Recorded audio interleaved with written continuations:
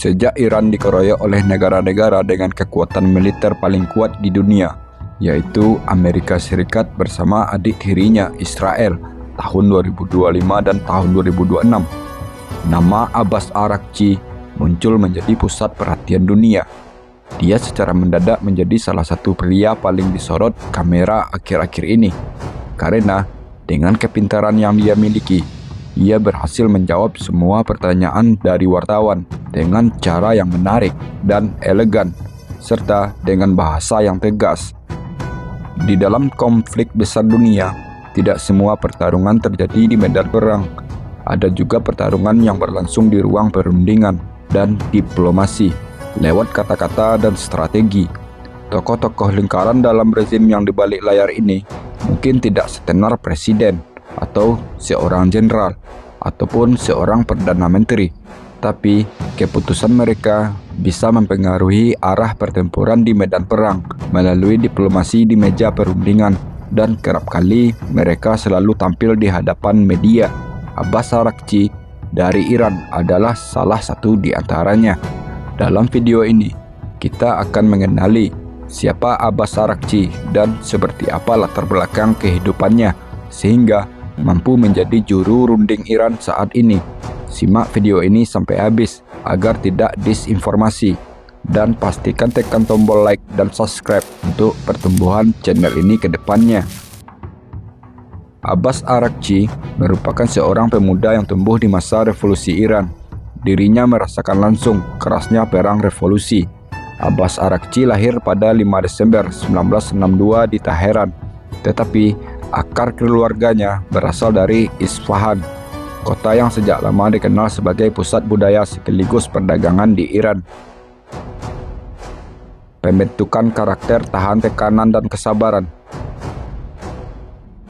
Abbas Araghchi tumbuh dalam keluarga pedagang, khususnya di bisnis karpet tradisional, sebuah bidang yang di Iran bukan sekedar soal jual beli, tapi juga menyangkut kehormatan, jaringan sosial, dan bahkan pengaruh politik. Kakeknya dikenal dengan pedagang karpet yang cukup berhasil di Iran. Dari lingkungan inilah Abbas Araghchi kecil mulai mengenal dunia transaksi dan cara berpikir para pedagang. Di pasar tradisional Iran, orang tidak sekedar membeli dan menjual. Mereka bernegosiasi panjang, sabar, dan seringkali menguji ketahanan mental lawan bicaranya. Proses tawar-menawar bisa berlangsung sangat lama, penuh strategi, dan tidak jarang menjadi ajang adu kesabaran. Nilai-nilai seperti inilah yang tanpa disadari membentuk karakter Abbas Araghchi sejak usia dini. Lingkungan keluarganya juga sangat religius dan konservatif. Dalam konteks Iran, para pedagang tradisional yang dikenal dengan sebagai kelompok Bazari punya hubungan yang kuat dengan ulama atau pemuka agama, dan kelompok ini bahkan pernah menjadi kekuatan utama dalam revolusi Islam 1979 yang mengubah arah negara secara besar-besaran. Sejak kecil, Abbas Araghchi tidak hanya melihat dunia bisnis, tetapi juga memahami bahwa ekonomi, agama, dan politik di Iran saling terhubung erat. Dari kombinasi inilah terbentuk cara pandang yang sabar dalam menghadapi tekanan, tidak mudah menyerah dalam negosiasi, dan selalu berpikir jangka panjang. Bahkan di kemudian hari, ia sendiri pernah menyamakan diplomasi dengan tawar-menawar di pasar tradisional. Baginya, negosiasi bukan soal cepat menang, tapi soal siapa yang paling tahan tekanan, paling konsisten, dan paling mampu mengendalikan situasi. Pembentukan karakter keras dan tegas. Saat berusia 17 tahun, ayahnya meninggal dunia. Momen ini menjadi titik balik besar dalam hidupnya. Di usia yang masih sangat muda, ia harus menghadapi kehilangan, sekaligus menentukan arah hidupnya sendiri. Situasi saat itu juga tidak stabil, karena Iran sedang berada di masa perubahan besar pasca revolusi. Di tengah kondisi yang seperti itu, Abbas Araghchi memilih jalan yang berbeda dari keluarganya. Jika saudara-saudarinya tetap bertahan di dunia perdagangan, ia justru memilih masuk ke jalur negara atau jalur politik. Meskipun begitu, hubungannya dengan dunia bisnis tidak pernah benar-benar lepas dari hidupnya, keluarganya, tetap aktif di sektor perdagangan, bahkan memegang posisi penting di berbagai organisasi ekonomi di Iran.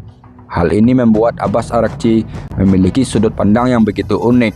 Ia tidak hanya melihat politik dari sisi kekuasaan, tetapi juga memahami dampaknya secara langsung ke ekonomi masyarakat, terutama ketika sanksi dari Barat mulai menekan Iran.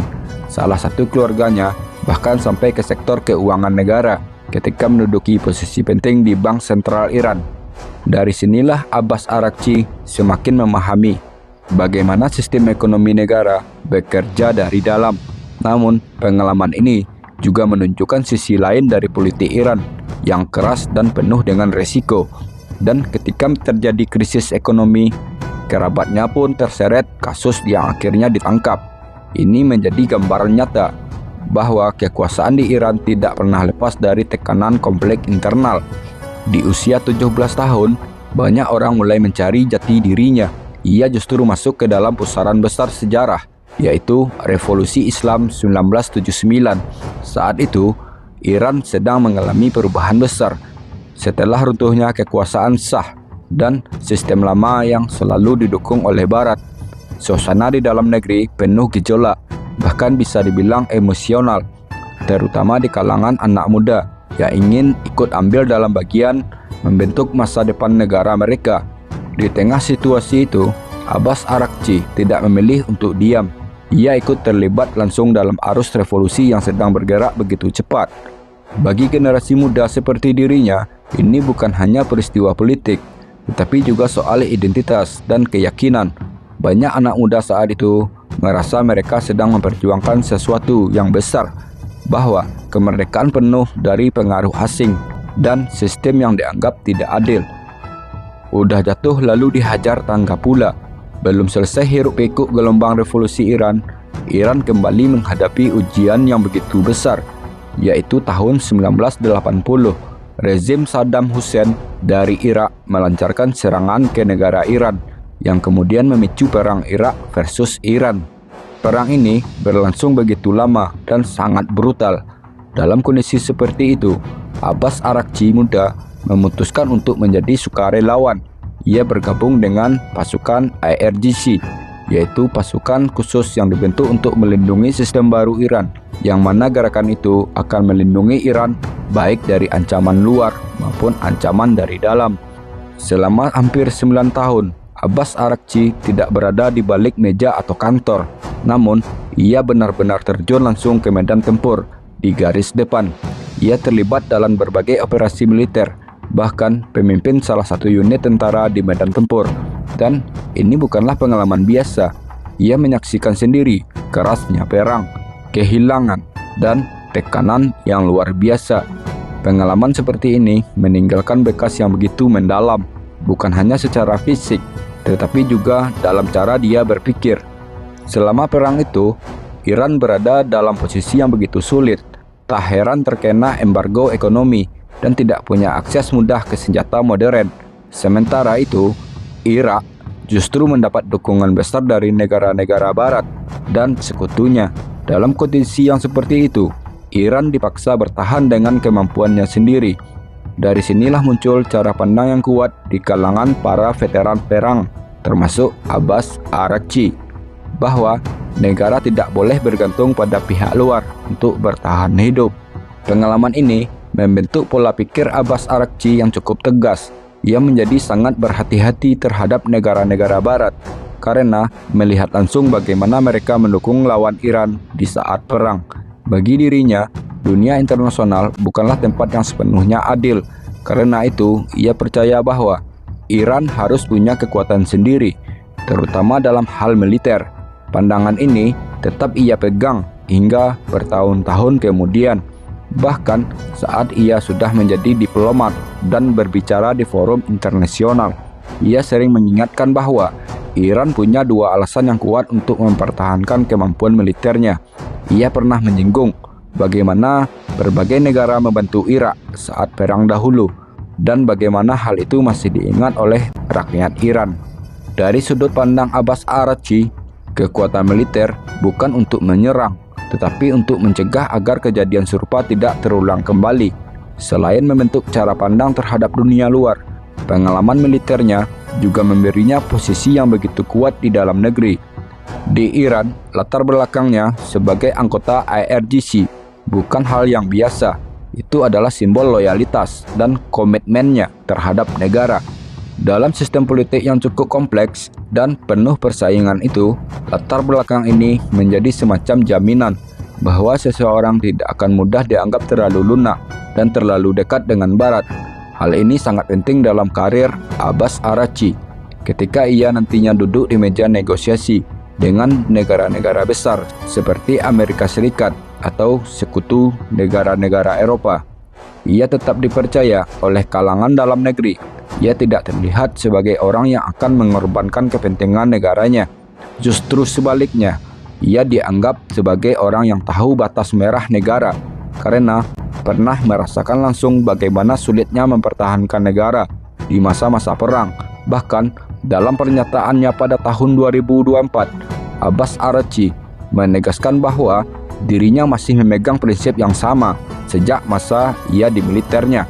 Ia menyebut dirinya sebagai prajurit yang tetap setia pada garis kepemimpinan negara, termasuk kepada Ali Khamenei, dan ini menunjukkan bahwa pengalaman masa mudanya benar-benar menjadi pondasi dalam setiap keputusan yang diambilnya sekarang.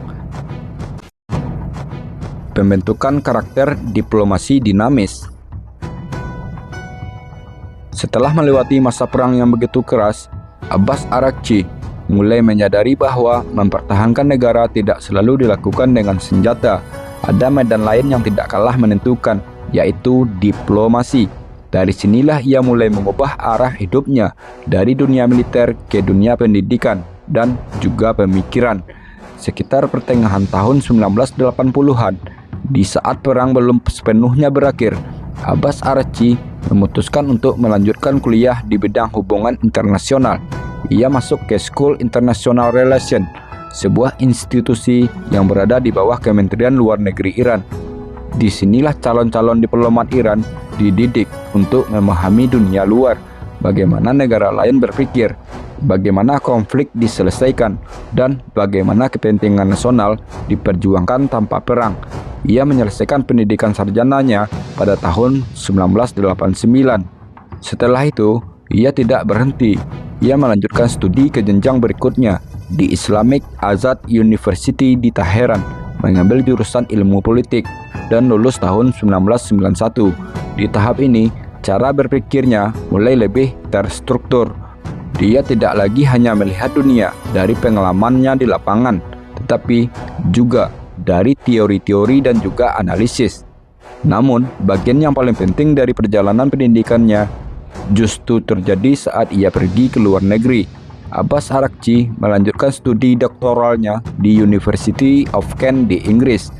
Selama berada di Inggris, Abbas Araghchi juga belajar cara berpikir, cara berdiskusi, dan cara berdebat ala negara barat. Kemampuan bahasa Inggrisnya berkembang sangat pesat, sampai ia bisa berbicara dan berargumentasi tanpa perlu penerjemah. Dan ini pun menjadi keunggulan besar di kemudian hari, karena tidak banyak diplomat Iran dengan latar belakang ideologis yang kuat yang bisa berkomunikasi langsung dengan dunia barat secara teknis dan begitu mendalam. Dalam disertasinya, ia memilih topik yang cukup menarik. Ia mencoba menjawab pertanyaan begitu sederhana. Apakah konsep demokrasi barat bisa berjalan berdampingan dengan sistem politik Islam? Dalam dunia barat, kekuasaan berasal dari rakyat. Sementara dalam pandangan politik Islam, kekuasaan tertinggi diyakini berasal dari Tuhan. Dan dua konsep ini terlihat begitu berbeda, bahkan bertentangan.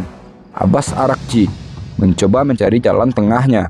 Ia berpendapat bahwa meskipun dasar pemikirannya berbeda, beberapa bagian dari sistem demokrasi barat tetap bisa digunakan. Misalnya seperti pemilu, perwakilan rakyat, dan partisipasi masyarakat. Menurutnya, hal-hal ini bisa tetap dijalankan selama berada dalam kerangka sistem Islam yang lebih besar, seperti konsep Walayat al-Faqih yang menjadi dasar pemerintahan negara Iran. Abbas Araghchi melihat bahwa Iran tidak harus menolak semua hal dari Barat.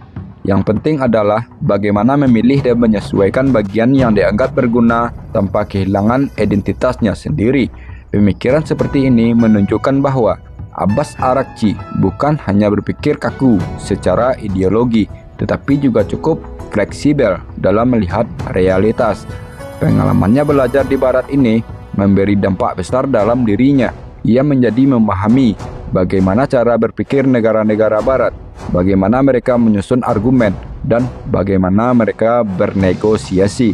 Dan di saat yang sama, ia tidak kehilangan sudut pandangnya sebagai orang Iran yang dibesarkan dalam sistem yang berbeda.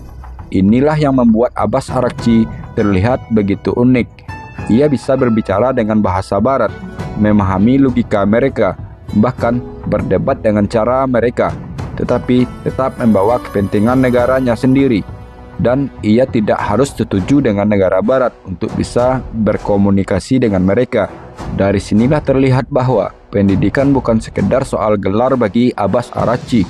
Ini adalah proses membangun kemampuan baru, kemampuan untuk masuk ke cara berpikir lawan tanpa harus ikut menjadi bagian dari mereka.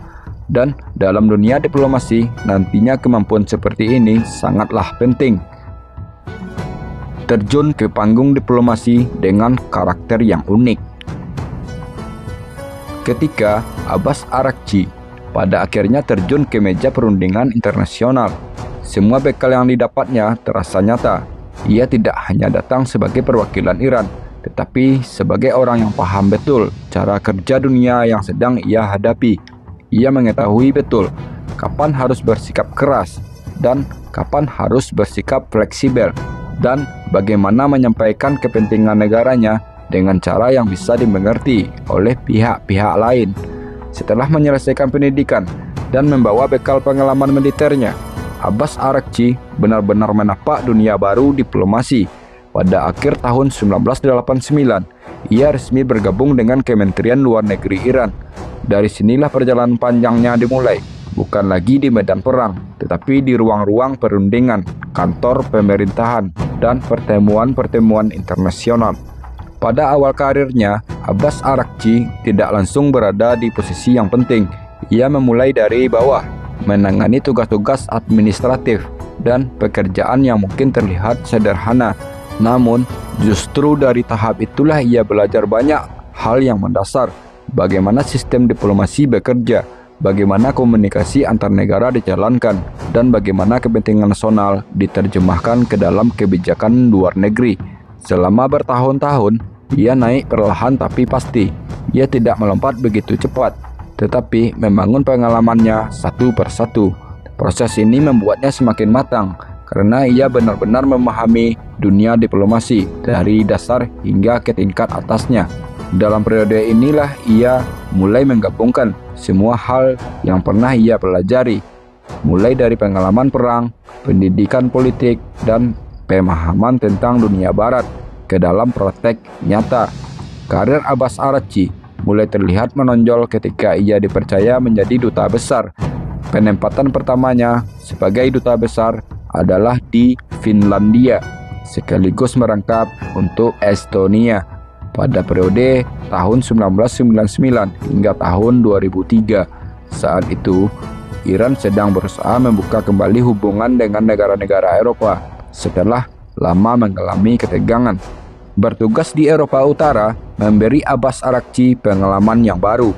Ia kembali belajar bagaimana sistem kerja Uni Eropa, bagaimana negara-negara Barat berkoordinasi, dan bagaimana keputusan internasional diambil. Ia juga mulai membangun hubungan dengan berbagai pihak di Eropa. Dan ini bukanlah hal yang mudah, karena citra Iran saat itu masih cukup sensitif di mata Barat.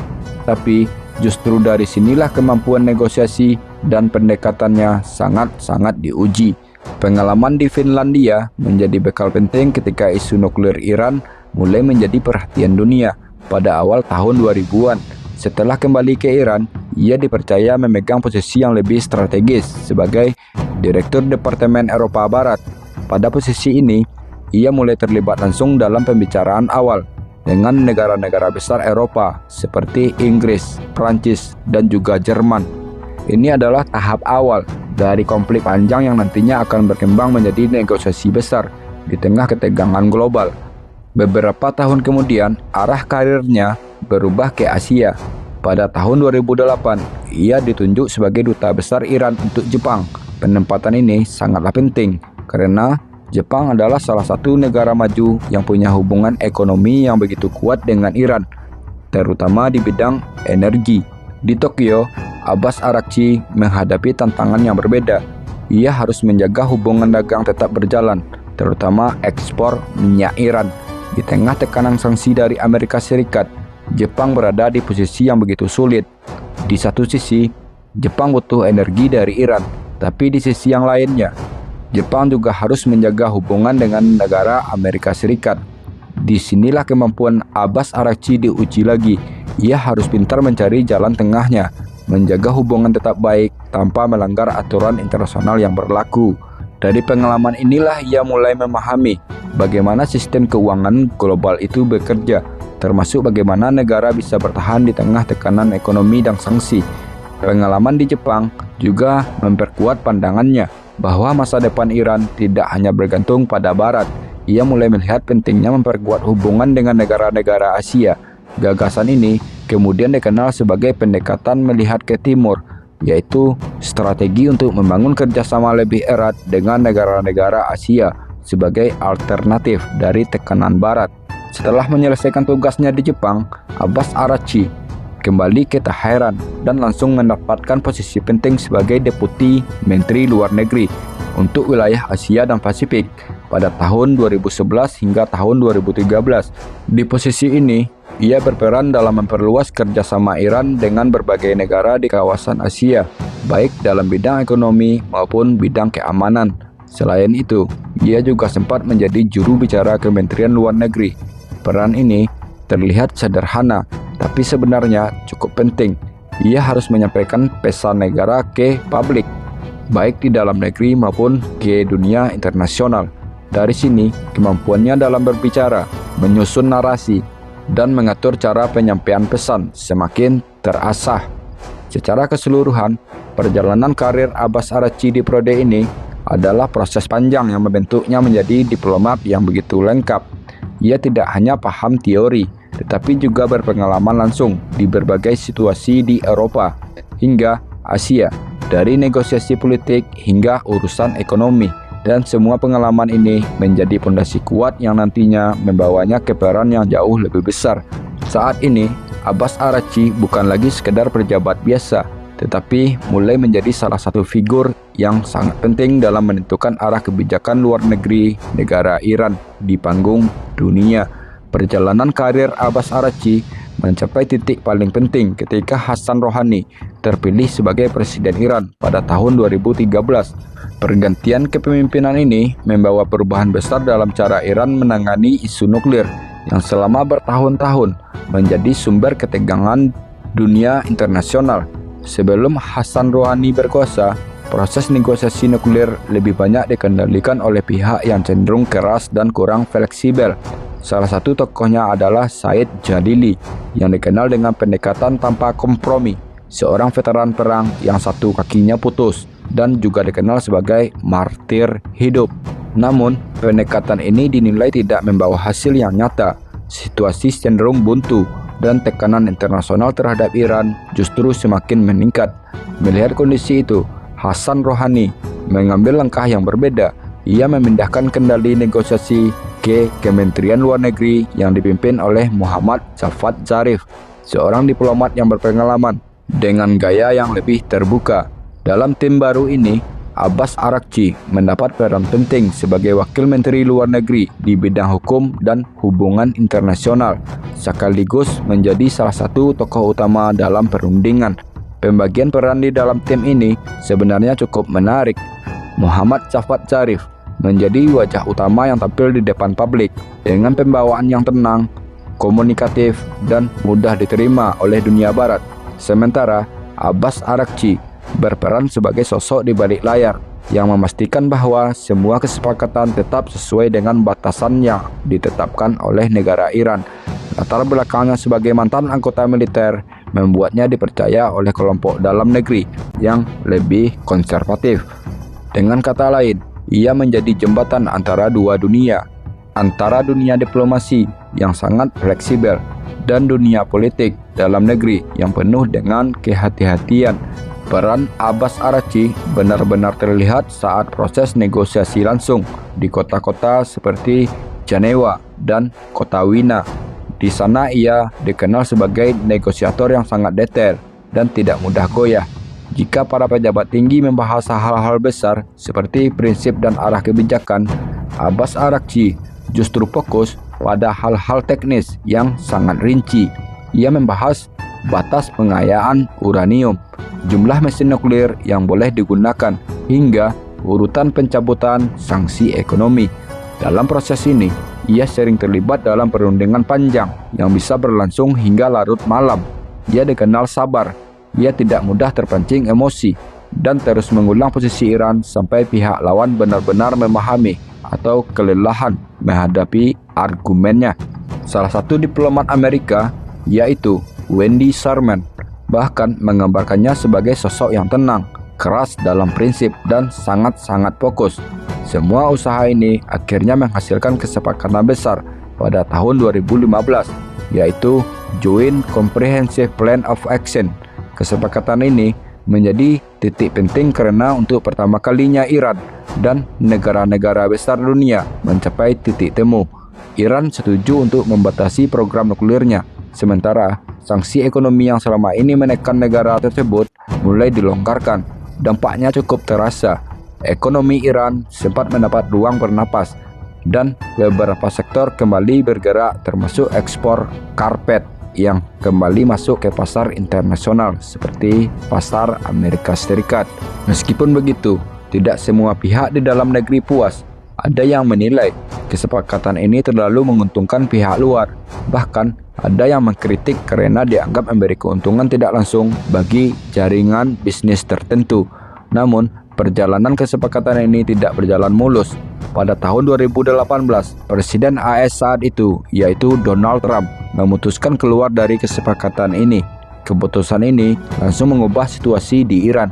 Sanksi ekonomi kembali diberlakukan, bahkan dengan tekanan yang lebih besar. Pada titik ini, peran Abbas Araghchi kembali berubah. Ia tidak lagi hanya sebagai perancang kesepakatan, tetapi juga sebagai pembela utama dari perjanjian tersebut. Ia berusaha meyakinkan dunia bahwa kesepakatan itu masih penting dan masih bisa dijalankan. Menurutnya, kesepakatan itu setidaknya sudah memberi Iran beberapa keuntungan, mengurangi tekanan ekonomi untuk sementara, memberi pengakuan internasional atas program nuklir sipil Iran, dan mengurangi tekanan militer dari dunia luar. Pada tahun 2021, ketika pemerintahan Amerika Serikat berganti ke Joe Biden, muncul harapan baru untuk menghidupkan kembali kesepakatan tersebut. Abbas Araghchi kembali dikirim ke Wina untuk memimpin pembicaraan, dan ia bahkan berhasil menyusun draft kesepakatan yang hampir siap disepakati oleh semua pihak. Namun, sekali lagi, faktor politik dalam negeri Iran menjadi penentunya. Saat itu, masa pemerintahan Hassan Rouhani hampir berakhir dan kelompok politik yang lebih konservatif mulai mengambil alih kekuasaan di Iran. Akibatnya, Abbas Araghchi tidak lagi memiliki wewenang untuk menyelesaikan kesepakatan tersebut. Proses yang sudah hampir selesai akhirnya tertunda dan tidak mencapai hasil akhirnya. Dalam fase ini, terlihat jelas bahwa Abbas Araghchi bukan hanya seorang diplomat biasa. Ia adalah pemain kunci dalam salah satu negosiasi paling penting di dunia, dan ia mampu bergerak di antara tekanan internasional dan dinamika politik dalam negeri yang begitu rumit. Dan dengan perannya itu menunjukkan bahwa dalam diplomasi bukan hanya kekuatan negara yang menentukan hasilnya, tetapi juga siapa yang duduk di meja perundingan dan bagaimana ia memainkan perannya. Tahun 2021 menjadi momen yang cukup keras bagi dirinya. Pergantian kepemimpinan dari Hassan Rouhani ke Ibrahim Raisi membawa perubahan besar dalam arah politik Iran, termasuk di bidang diplomasi. Pemerintahan baru ini cenderung tidak percaya pada tokoh-tokoh yang dianggap terlalu lunak, terutama mereka yang terlibat dalam kesepakatan nuklir sebelumnya. Abbas Araghchi termasuk salah satu di antaranya. Tidak lama berselang, ia dicopot dari posisi pentingnya dan digantikan oleh sosok yang lebih keras. Perannya dipersempit, yaitu hanya menjadi penasihat tanpa pengaruh besar dalam pengambilan keputusan. Secara kasat mata, ini seperti kemunduran besar dalam dirinya. Namun di Iran, kekuasaan tidak hanya berjalan lewat jalur resmi pemerintahan. Ada struktur lain yang lebih mendalam. Disinilah peranan Ali Khamenei menjadi sangat penting. Ia tetap melihat Abbas Araghchi sebagai aset yang strategis. Karena itu, Abbas Araghchi dipindahkan ke Dewan Strategis Hubungan Luar Negeri, sebuah lembaga elit yang langsung berada di bawah pengaruh pemimpin tertinggi. Di sini Abbas Araghchi tidak benar-benar hilang, ia justru seperti disimpan. Ia menggunakan waktu ini untuk menyusun ulang cara pandangnya terhadap dunia. Ia melihat Iran semakin terisolasi, tekanan dari Barat semakin kuat, dan konflik global semakin kompleks. Dari situ lahirlah satu konsep yang kemudian dikenal sebagai diplomasi perlawanan. Konsep ini sangat sederhana. Iran tetap membuka pintu negosiasi, tetapi tidak akan menyerah pada tekanan. Di satu sisi, diplomasi tetap dijalankan untuk mengurangi beban ekonomi akibat sanksi, tapi di tempat yang lainnya, kekuatan militer dan jaringan sekutu regional tetap dipertahankan sebagai alat untuk bertahan. Situasi berubah drastis pada tahun 2024. Kematian mendadak Presiden Ibrahim Raisi dalam kecelakaan helikopter menciptakan kekosongan kekuasaan. Dalam kondisi yang seperti itu, Iran membutuhkan sosok yang berpengalaman dan bisa diterima oleh banyak pihak. Pemilu berikutnya dimenangkan oleh Mesut Pezeshkian yang membawa pendekatan lebih moderat. Salah satu langkah pentingnya adalah menunjuk kembali Abbas Araghchi sebagai Menteri Luar Negeri. Menurutnya, Abbas Araghchi dianggap sebagai titik tengah yang cukup keras untuk dipercaya oleh militer, tetapi cukup fleksibel untuk bernegosiasi dengan dunia luar. Dalam pidato awalnya, ia menegaskan arah kebijakan yang jelas. Iran akan aktif di dunia internasional, berusaha mengurangi sanksi, memperkuat hubungan dengan negara-negara besar seperti Rusia dan China, dan tetap menjaga posisi terhadap Amerika, bukan sebagai teman, tapi sebagai pihak yang harus dikelola. Belum lama menjabat, Abbas Araghchi langsung dihadapkan pada situasi yang paling sulit, yaitu ketegangan yang selama ini terpendam akhirnya meledak pada konflik terbuka di kawasan Timur Tengah pada tahun 2025. Serangan militer besar dari Amerika Serikat dan Israel menghantam berbagai target di Iran. Situasi ini sangatlah genting. Banyak tokoh penting menjadi targetnya. Namun menariknya, Abbas Araghchi tidak termasuk di dalamnya. Ia justru dibiarkan hidup. Bahkan, musuh pun tahu bahwa pada akhirnya perang akan tetap butuh jalan keluar, dan Abbas Araghchi adalah salah satu dari sedikit orang yang mampu duduk di meja perundingan dan membuat kesepakatan yang bisa terjadi. Di tengah tekanan militer itu, Abbas Araghchi menjalankan strategi yang cukup cerdas dan terukur. Pertama, ia menolak negosiasi yang dilakukan di bawah ancaman. Ketika Donald Trump menawarkan proposal damai dengan syarat yang berat, Abbas Araghchi langsung menolaknya secara terbuka. Baginya, negosiasi harus setara, bukan dipaksakan. Kemudian dia juga memperkuat hubungan dengan negara besar lain, dan ia aktif berkomunikasi dengan Sergei Lavrov dari Rusia dan Wang Yi dari China. Dukungan mereka sangatlah penting, terutama di level internasional seperti PBB. Selanjutnya, ia memainkan kartu ekonomi yang sangat kuat, yaitu Selat Hormuz. Jalur ini adalah salah satu jalur minyak paling penting di dunia. Alih-alih menutup total, Abbas Araghchi menggunakan pendekatan yang lebih selektif, yaitu membatasi akses hanya untuk pihak yang dianggap sebagai musuh. Langkah ini berdampak begitu besarnya. Harga minyak dunia melonjak, ekonomi global terguncang, dan tekanan terhadap negara-negara barat semakin meningkat. Dan yang menarik lagi dari Abbas Araghchi adalah kemampuannya membalikkan keadaan dalam kondisi militer yang tidak seimbang itu. Ia tidak mencoba menang dengan cara yang sama. Ia justru menggunakan pendekatan yang berbeda, diplomasi, opini publik, dan tekanan ekonomi. Dan ia juga aktif menggunakan media sosial untuk menyampaikan pesan-pesan singkat tapi sangat tajam. Bukan untuk sekedar berkomunikasi, tetapi bagian dari strategi untuk mempengaruhi cara dunia melihat konflik ini. Kemudian setahun setelah itu, sesuatu yang sangat mengerikan terjadi di Iran. Sabtu, 28 Februari tahun 2026, di pagi hari, serangan rudal Amerika dan Israel menghantam kediaman pemimpin tertinggi Iran, yaitu Ali Khamenei, di pusat kota Teheran. Ali Khamenei serta sebagian besar keluarganya dan sejumlah pejabat tinggi negara Iran dinyatakan terbunuh.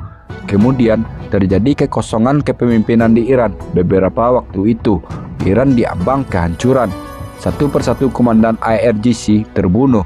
Sejumlah pejabat pemerintahan tak luput dari hantaman rudal Amerika Serikat dan Israel. Dalam situasi segenting itu, beruntung bagi Abbas Araghchi masih hidup, dan Presiden Iran Masoud Pezeshkian juga dinyatakan selamat. Hanya tersisa 2 orang tokoh itu dipandang mampu mempertahankan Iran dari kehancuran. Abbas Araghchi dan Masoud Pezeshkian beradu punggung memikul beban dari bayang-bayang kehancuran negara. Pezeshkian lebih fokus dalam menata ulang situasi di dalam negeri, sedangkan Abbas Araghchi berfokus dalam meja perundingan dan diplomasi negara. Saat itu, hanya Abbas Araghchi lah satu-satunya orang yang bisa diajak berunding dari negara Iran. Peranan Abbas Araghchi sangat signifikan, sampai akhirnya selang beberapa minggu, pemimpin tertinggi Iran dipikul oleh Mojtaba Khamenei, dan Iran berhasil keluar dari jurang kehancuran yang sudah menganga di hadapan mereka. Sampai saat ini, Abbas Araghchi menjadi juru runding satu-satunya yang dimiliki Iran. Sejumlah pertemuan tingkat tinggi telah dilaksanakan dengan berbagai pihak. Sejumlah negara telah dikunjunginya untuk diplomasi, dan pertemuan beberapa kali dengan pihak Amerika Serikat telah dilangsungkan di berbagai tempat.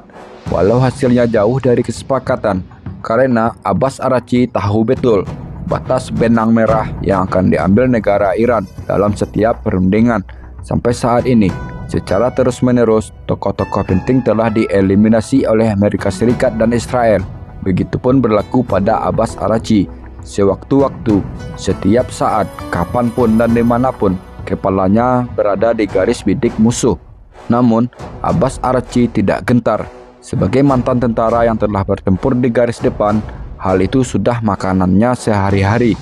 Disinilah pengalaman dan kepiawaian diplomasi menjadi modal berharga bagi Abbas Araghchi dalam meja diplomasi. Sampai video ini ditayangkan, Abbas Araghchi masih hidup dan Iran masih dalam masa gencatan senjata dengan Amerika Serikat. Namun, entah besok, entah lusa, sesuatu bisa saja terjadi pada keselamatan jiwa Abbas Araghchi dalam suasana perang yang masih berkecamuk.